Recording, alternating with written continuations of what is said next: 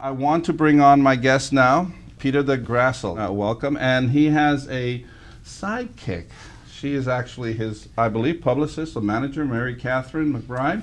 Mary, welcome. Thank you. Nice to see you. Thank you. These folks have a lot to say, mainly Peter. He's been around probably, in the short time that I know him, I think he has 5 lives that he's lived. No question about it. Peter, am I pretty close to the truth? People say that I have the same thing. Absolutely, and there's at least 5 more to go. 5 more to go. I love his passion. There's something about people that are not giving up that easy. He has a book that's very, very thick. For those of you that like to read, I'm going to put it up. Usually I don't do this, but I want you to get this if you can. Custom-made knowledge for New World Disorder. Well, that's a mouthful, but it's probably very interesting. I'm going to probably read it just because I'm interested in finding out what he knows and what I don't know. That's the only way you can learn. And tell me, Peter, how long did it take you to do this very thick book? 7 years. 7 years. So this is no walk in the park, folks. This is information that I think you may want to. Is it right? Is it left? Or what?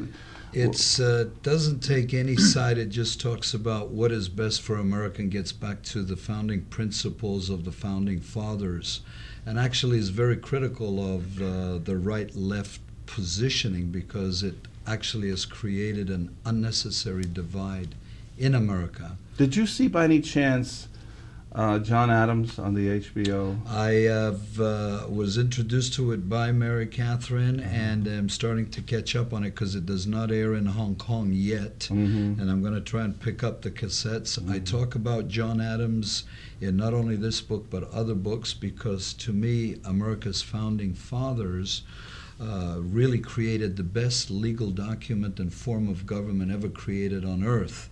And unfortunately, it has been hijacked by career politicians.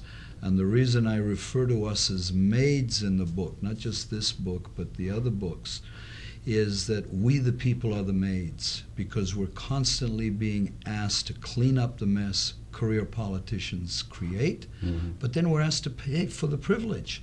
And I ask, why are we people so stupid? Because I don't know of any maid that would pay for the privilege of cleaning up, yet we repeatedly do it. And why is that?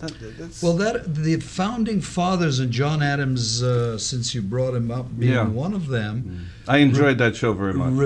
Well, I enjoy reading about him, studying about him. Both Adamses were, to me, 2 of the greatest politicians, and I wouldn't say career. And they were the first real Americans, because the whole concept of the American Revolution, taking on the mightiest force in the world at the time, the British Empire, the British Army, and to defeat it, but based on political ideals and principles that the world to this very day respects and idolizes, but which we Americans have forgotten about. I mean, American history is not taught in the American schools anymore. People in Hong Kong and China know more about American history than Americans. And why is that? Because they teach it. Why is it that Chinese and Asian students are always 1 and 2 and 3 in the classes here? Because they study it. Their parents instill it in them. Whereas I think parental neglect is one of the main causes for what I consider the biggest crisis, which is why this book is called Custom-Made Knowledge. The biggest crisis is education in America. We've got to get back to the fundamentals of education: history, geography, math, science. What is your background? My background is I was born in London. My dad was a correspondent for the BBC. So I traveled to wherever there was trouble in the world. When the UN was formed, he was sent to Switzerland to cover the formation there. Then lived in Cyprus when the Greeks were trying to get rid of the Brits, and then when the Greeks started fighting the Turks.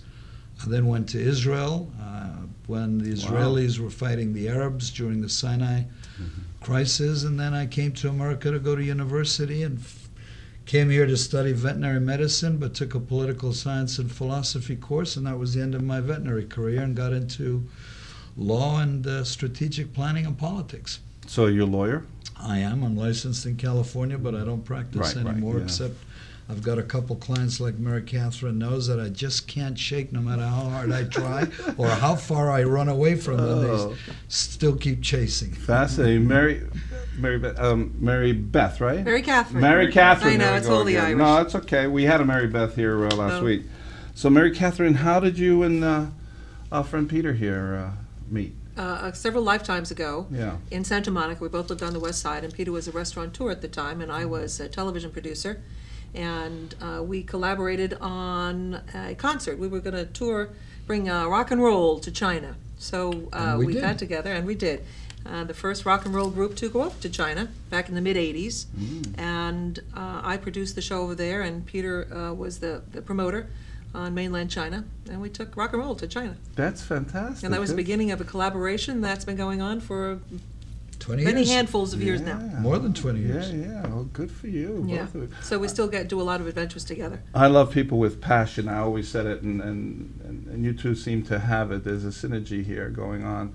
The minute I saw you, even in your body language, everything, sometimes by observing people, you could tell that it's working. I have that with my co-hosts, one of them, Mindy. Mindy, if you're watching, we miss you, and get back safely. We'll see you Wednesday. And another gentleman called Scott Trimmingham, he's here on Wednesdays, and he used to be the president of Sea Shepherds, and now he has his own nonprofit organization. But getting back to you two, so Mary Catherine, you basically manage, Peter? Is that your job? Because I see your card says management, total event management. I'm a total event management, yes, I do. Right.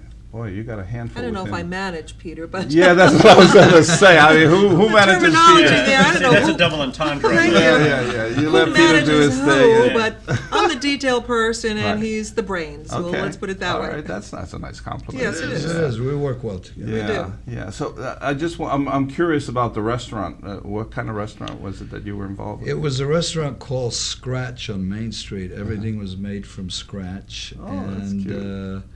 It was a lot of fun and a lot of headaches. And then I basically had opened it with my wife at the time.